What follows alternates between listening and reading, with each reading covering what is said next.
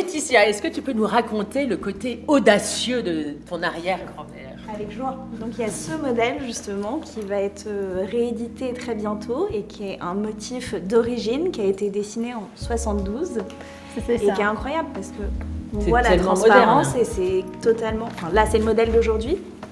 Et si on regarde l'image de l'époque, c'est vraiment quelque chose qu'on aurait pu porter. À quelques détails près.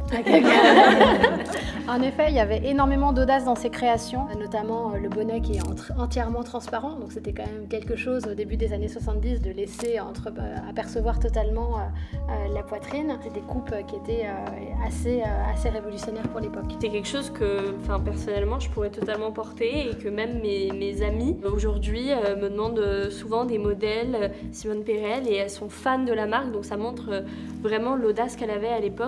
Puisqu'aujourd'hui c'est encore quelque chose que des gens de 20 ans et de tous les âges pourraient porter en fait. Je pense aussi que comme c'était une femme très élégante et active, je pense qu'elle a su aussi capter ce que les femmes attendaient et c'est très lié aussi à toutes les tendances sociétales de mouvements de femmes parce qu'elle-même le vivait et que du coup elle prenait un temps en avance en disant mais en fait on n'a plus envie d'être complètement serré dans notre corset, on a envie de plus de liberté, on veut travailler du lycra, on veut travailler de la transparence, laisser un peu vivre notre corps en fait. Et donc je pense que c'est ce qui l'a aidé en plus du talent évidemment parce que ça c'est quelque chose qu'on l'a pas et elle l'avait. En tout cas elle était donc audacieuse dans sa vie, donc dans son art et très visionnaire finalement.